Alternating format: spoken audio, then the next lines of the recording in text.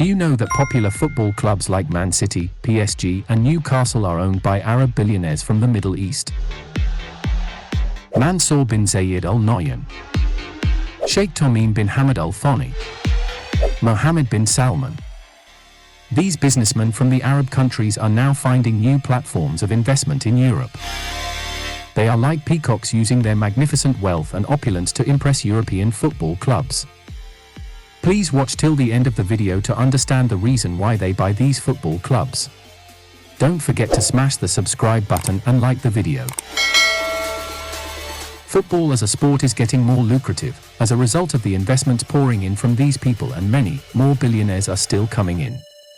Very soon the competition would not be seen as among players, but between Arab billionaires trying to use football clubs to outmuscle themselves with their wealth. Today we will be telling you about the 3 Arab billionaires who bought football clubs and why. Number 1.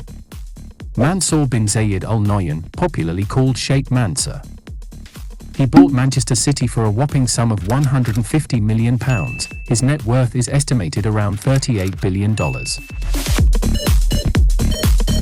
He is an Emirati politician, a Deputy Prime Minister of the United Arab Emirates, Minister of Presidential Affairs, billionaire and member of the ruling family of Abu Dhabi. He is the brother of the current President of the United Arab Emirates, Mohammed bin Zayed Al Nahyan, and is married to one of the daughters of Mohammed bin Rashid Al Maktoum, the ruler of Dubai. He is also the owner of the Abu Dhabi United Group. He bought Manchester City with the aim of making Abu Dhabi gain popularity all over the world. Sheikh Mansour, through an investment vehicle, Abu Dhabi Group, purchased Manchester City from former Thai Prime Minister Thaksin Shinawatra, who was his close friend. Everton Football Club was the original consideration by Sheikh Mansour, but was considered unsuitable for investment by his financial advisors. The Abu Dhabi Group wanted to use Manchester City as a platform to do things from scratch and do it differently from the way it has been done at other clubs, and they wanted a club that was relatively unknown. They also wanted a club suitable for long-term investment. Manchester City was a perfect club for their investors to achieve their vision to have a successful club both on and off the field. Over the years, Manchester City have built title-winning squads, improve and change their squads. They have brought into the club footballers with winning mentality and the best managers to achieve their vision. Footballers such as Yaya Toure, David Silva, Edin Dzeko and Sergio Aguero have helped the club to win titles.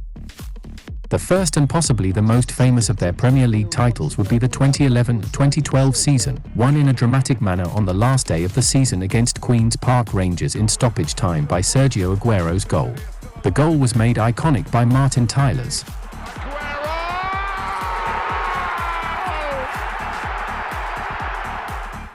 The club has won 5 more Premier League titles since then, 1 League Cups and FA Cups.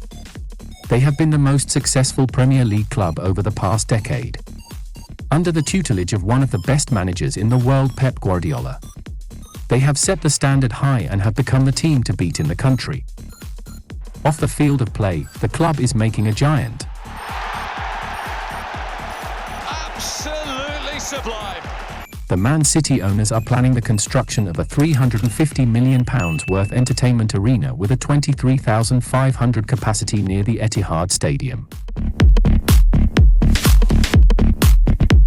In terms of revenues, the club is progressing. Khaldoon Al-Mubarak, the club's chairman, said in a video interview after the 2022 title-winning campaign. "Today, I think our revenue, you've seen the figures for last year, 19% up year on year.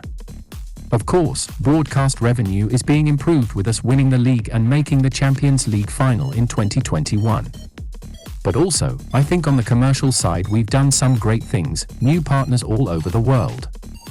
They expect us to grow from strength to strength." Number 2. Tamim bin Hamad Al Thani. He is the owner of PSG. He was born the 3rd of June 1980 in Doha, Qatar. He is the Emir of the State of Qatar, a position he took up in 2013 upon his father stepping down from the throne. His net worth is estimated around $5 billion. He initially purchased a 70% stake in PSG in May 2011 and later bought the remaining 30% in March 2012. The total value of the club is around £100 million. Following the acquisition of the club, the president of the club, Nasser Al-Khelaifi, said, "PSG has an enormous potential. It's the only big football club in a city of 12 million inhabitants. That's unique in Europe. Our aim is to qualify for the Champions League every year as of 2012. PSG has developed to be synonymous with success and attracting superstar footballers. Since the takeover in 2011, PSG has become the dominant force in the French league. PSG bought very skillful players such as Zlatan Ibrahimovic, Kylian Mbappé, Neymar Jr. and Lionel Messi. PSG has undergone a transformation to become one of the world's top football clubs and global sports brands. Since 2011, the club has won 29 new trophies and 47 trophies in its history, making it the most successful football club in France. Number 3. Mohammed bin Salman. He is the owner of Newcastle. Also, he is the Crown Prince of Saudi Arabia. His father became the king and the prime minister of the country in 2015. His net worth is estimated around $18 billion. In April 2020, Newcastle FC was bought by its new owner Mohammed bin Salman at the whopping sum of £305 million from Mike Ashley. It is being speculated that the choice of Newcastle by the Saudi billionaire was about location. The club is located adjacent to the port of Tamim, with its deepwater container terminal, and the northeast coast. Also, there is the possibility for offshore wind power. Another reason was that owning a big Premier League club brings prestige, and that Newcastle were the most attractive one on the market at that moment, and Newcastle has a large fan base. Success in football is not usually instant, as it takes some time to achieve that. Newcastle has not won any title yet since their Arab billionaire takeover. The club's last major title was in 1969. This shows that the club is starved of success. However, they are beginning to flaunt their wealth to lure big players to the club, and they are beginning to compete with the top clubs in the league. Only time will tell how soon they will be competing for titles in England and in Europe.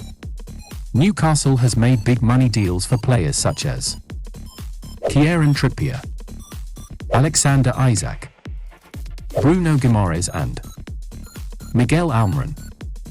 Going down the memory lane, in the 1940s, two popular football clubs in Egypt, Al Ahly and Zamalek, were supported financially by some Arab political leaders. Zamalek was sponsored by the then ruler of Egypt, Farouk al-Awwal, and the club was renamed after him until 1952. Al Ahly was founded by Saad Zaglal, the leader of nationalist Wafd Party. Over the years, Arab businessmen from the Middle East have seen European football as the new oil to invest their money in as they plan to diversify. The European League clubs have been their main target. The global popularity of football makes it a worthy investment, with football clubs valued in millions. The reason why the mega-rich are buying sport clubs is not really related to financial returns. They majorly buy sport clubs because it opens doors to meet amazing people all over the world, including other businessmen, link up and integrate with communities that they might be interested in promoting their businesses and opening doors for other chains of businesses, thereby enhancing their popularity, respectability and reputation. If you enjoyed this video and want to see more like it, please subscribe to our channel. We regularly post new and exciting content, and by subscribing, you'll be the first to know when we release something new. Just click the subscribe button below, and you'll be part of our community. Thank you for your support.